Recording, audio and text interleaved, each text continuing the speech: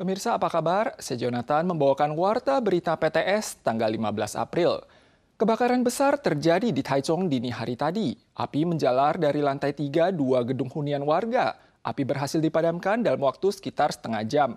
Namun saat itu ada 6 penghuni dalam rumah. 3 dari mereka yang tinggal di lantai 2 berhasil menyelamatkan diri. Namun seorang ibu dan kedua putrinya yang tinggal di lantai 3 tewas dalam insiden tersebut. Api terus berkobar, petugas damkar segera memasang pipa air untuk memadamkan api. Kebakaran terjadi pada 2 rumah warga di distrik Tali, kota Taichung tanggal 15 dini hari. Api dipadamkan dengan cepat. 3 penghuni lantai 2 berhasil melarikan diri, namun jasad orang dewasa dan 2 anak-anak ditemukan di lantai 3. Mereka adalah pacar pemilik rumah dan kedua putri anak mantan suami korban yang tidak sempat melarikan diri. Tetangga mengatakan bahwa kebakaran diduga dimulai di lantai 3. Polisi dan petugas damkar saat ini sedang menyelidiki penyebab kebakaran. Situs resmi medsos lain baru-baru ini mengeluarkan peringatan ada situs bajakan yang beredar. Setelah pengguna mengunduh situs tersebut, oknum bukan cuma bisa mencuri kata sandi akun pengguna lain, namun data penting di komputer dan ponsel juga beresiko hilang. Pengguna diimbau memastikan alamat situs terlebih dahulu sebelum melakukan pengunduhan. Banyak orang yang terbiasa menggunakan aplikasi lain, selain memiliki banyak fungsi mulai dari mengobrol, belanja, rebutan produk murah dengan bergabung dalam grup, namun juga rawan digunakan komplotan penipu. Belakangan ini muncul situs lain bajakan yang serupa dengan situs resminya. Jika pengguna tak sengaja mengunduh program tersebut, tidak semata akun dan kata sandi lain pribadi tidak aman, bahkan data penting lainnya juga beresiko dicuri. 借由来去骗到其他人，就是像你的亲朋好友。或者是你的同事影响到更多的受害者。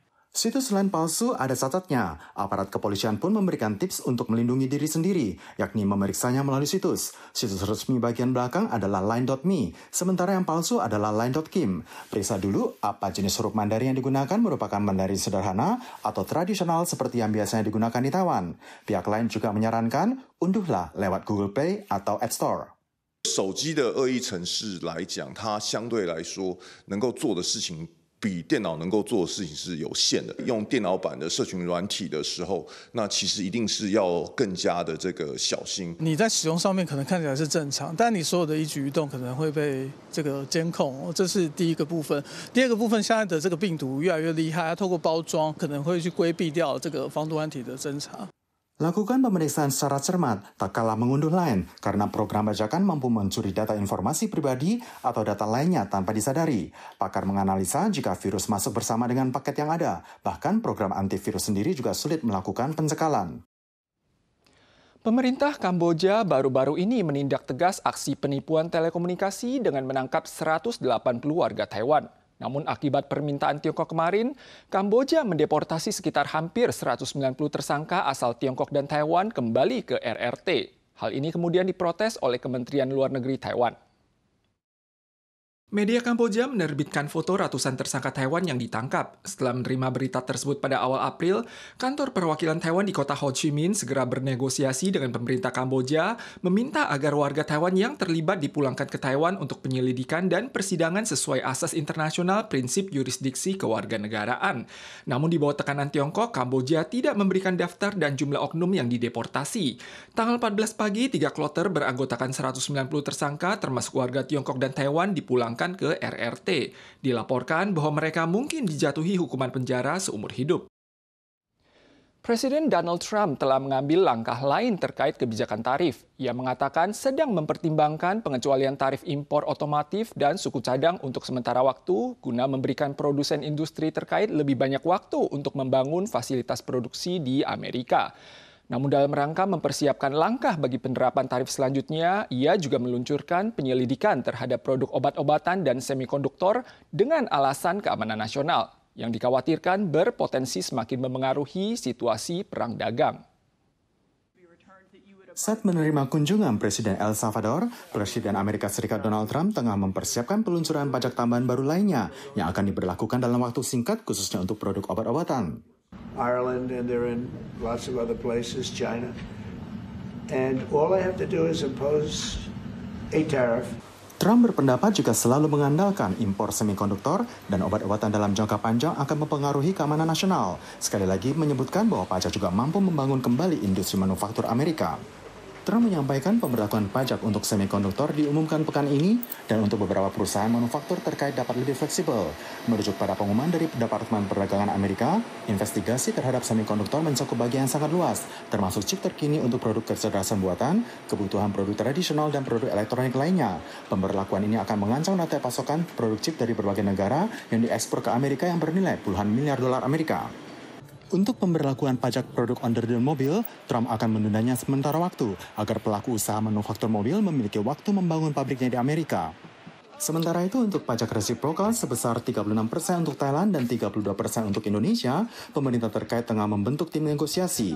Program yang diajukan Thailand adalah mengurangi surplus perdagangan senilai 46 miliar dolar Amerika Serikat dan Indonesia mengajukan penambahan produk impor skala besar dari Amerika dan investasi guna mendapatkan pembebasan pajak resiprokal Amerika. Kebakaran terjadi di kawasan Xiaoyoukheng yang Minsan kemarin. Api sempat berkobar selama hampir 5 jam sebelum akhirnya padam.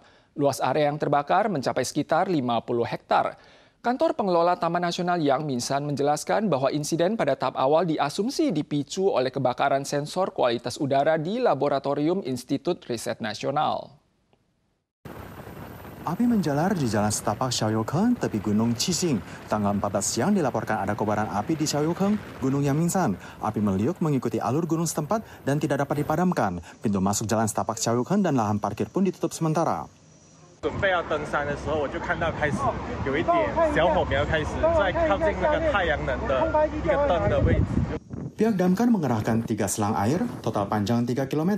Namun karena lokasi minim akan sumber mata air, pemadaman api menjadi lebih sulit. Komando AU juga mengutus helikopter Black Hawk untuk mengisi gantungan kantong air dari Sungai Tamsui, dan tugas tersebut dilakukan sebanyak 3 kali. Kebakaran selama 5 jam, dengan mencakup lahan seluas 50 hektar tersebut, akhirnya berhasil dipadamkan. Kantor Administrasi Taman Nasional Yangmingshan menjelaskan penyebab kebakaran adalah konslet baterai pada mesin sensor kualitas udara milik Institut Riset Nasional. 目前初步研判呢是空气品质探测仪这个部分的是一个起火点。 Pihak kantor administrasi menjelaskan jika ditemukan ada kerusakan, maka pihaknya akan menuntut pihak NIAR untuk ganti rugi. Berkenaan dengan hal ini, pihak NIAR akan menghadapinya dengan lebih berhati-hati dan jika hasil pemeriksaan menunjukkan bahwa bencana berasal dari sarana miliknya, maka mereka juga akan bertanggung jawab. Pemirsa sekalian, sekian Warta Berita dari PTS. Kita soal lagi di lain kesempatan. Sampai jumpa.